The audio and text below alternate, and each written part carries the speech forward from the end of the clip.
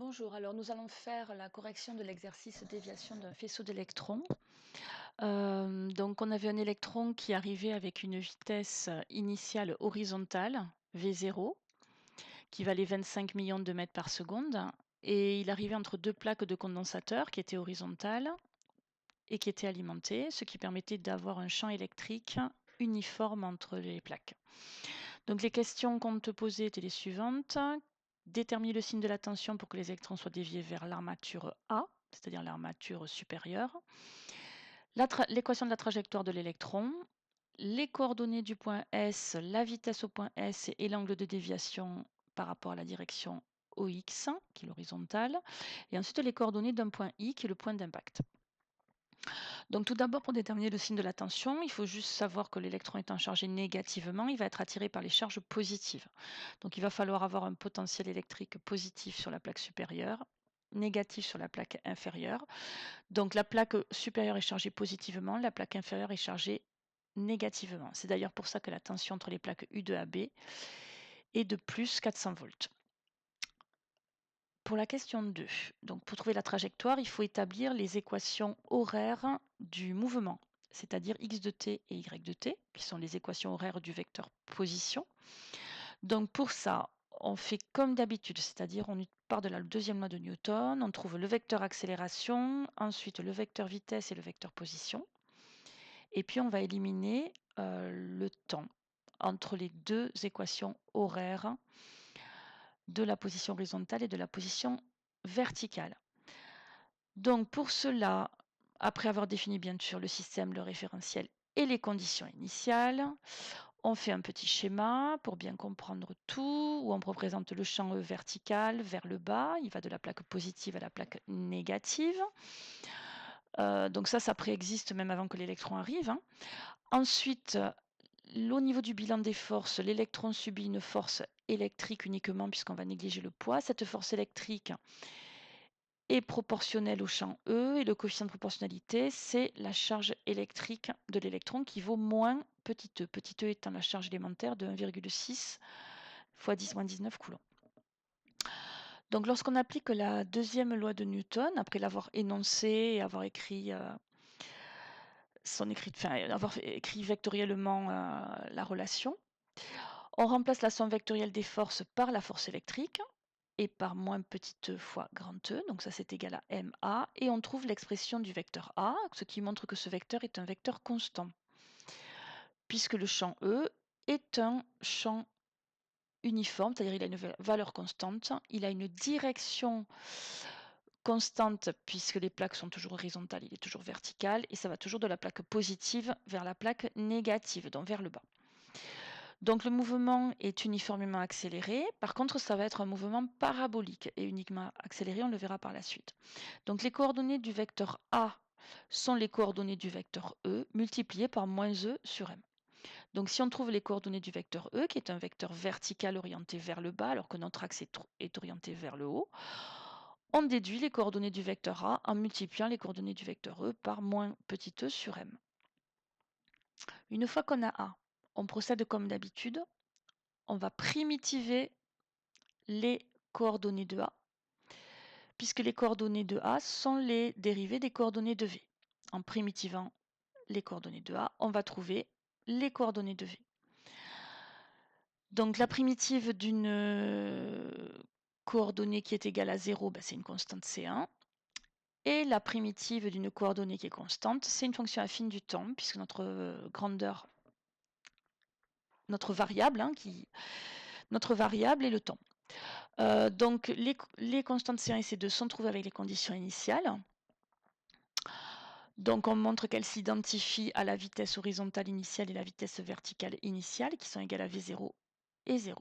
D'où la valeur de C1 et de C2, qui étant égale à 0, C2 on ne l'a pas réécrit.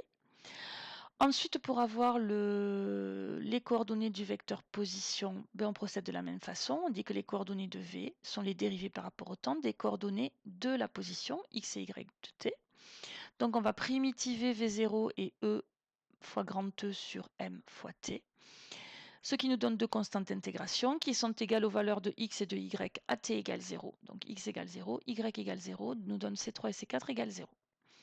On remplace ces 3 et ces 4 par leurs valeurs et on obtient ainsi les équations horaires du mouvement. En éliminant t entre ces deux équations, on va trouver l'équation de la trajectoire. Donc t est égal à x sur v0, on le sort de la première équation, on le réinjecte dans la deuxième en le mettant au carré. Et donc on arrive à l'équation de cette trajectoire. Donc c'est une parabole qui passe par l'origine. On peut trouver la valeur du coefficient qui est devant x carré en remplaçant par les valeurs données dans l'énoncé ou données dans l'exercice précédent. Donc la charge de l'électron est toujours égale à 9, la masse de l'électron est toujours égale à 9,1 fois 10-31 kg et la charge de l'électron 1,6-10-19 coulomb. Pour trouver le point S, il suffit de remarquer qu'il se trouve à une distance de 10 cm de l'origine, comme le signale l'énoncé. Il appartient à la trajectoire, donc en remplaçant dans l'équation y égale 1,4x carré x par 10 cm, c'est-à-dire 0 à 1 mètre, on va avoir la position verticale du point S qui se trouve à 1,4 cm. D'où les coordonnées de S. Pour avoir la vitesse des électrons, soit on passe par une méthode énergétique, en écrivant que la variation d'énergie cinétique est égale au travail des forces électriques entre O et S. Le travail des forces électriques, on le décompose entre O et S en un déplacement horizontal OH et un déplacement vertical HS, de façon à faire apparaître un produit scalaire qui va être nul entre la force verticale et le déplacement horizontal OH. FE scalaire OH va être égal à 0 et FE scalaire HS sera non nul. Les deux vecteurs ont la même direction, le même sens, donc on va prendre les normes des deux. Donc E fois E pour grand F et YS pour HS. Voilà. Donc du coup, il suffit de remplacer après l'énergie cinétique en S et en O par la relation habituelle et à isoler Vs. On trouve une vitesse de 2,6 fois 10 puissance 7 mètres par seconde. Il est possible également de chercher à quel instant TS on arrive au point S avec les équations paramétriques de la position horizontale. Donc on va trouver que TS est égal à 4 fois 10 moins 9 secondes et on peut réinjecter cette valeur du temps dans les équations paramétriques de la vitesse. On va trouver Vx pour le point S, Vy pour le point S, et la valeur de Vs sera la racine carrée de Vx carré plus Vy carré au point S. On retrouve bien sûr les mêmes valeurs. La tangente alpha peut être déduite par trigonométrie, Vy divisé par Vx. À ce moment-là, on va avoir que cette tangente alpha fait 0,28 puisque Vy et Vx ont été déterminés précédemment. Et donc, alpha sera arctangente 0,28, c'est-à-dire 16 degrés. Pour le point d'impact I, il suffit de remarquer que entre S et I, on a une droite qui a un coefficient directeur égal à tangente alpha. Parce que sorti du champ électrique qui siège entre les plaques, il n'y a aucun champ électrique et donc l'électron va continuer un mouvement rectiligne uniforme avec la même vitesse et le même angle, puisqu'il garde la même direction et le même sens. Donc en fait, au point I d'impact, on aura YI moins YS, qui est le côté opposé de cet angle alpha. Et ensuite, XI moins XS, qui est le côté adjacent de cet angle alpha, dans ce triangle rectangle. Donc en fait, la tangente alpha sera égale à YI moins YS sur XI moins XS. On cherche YI, on connaît YS, on l'a trouvé dans une question précédente. La distance entre cet écran ici, donc cette distance XI moins XS, c'est cette distance-là.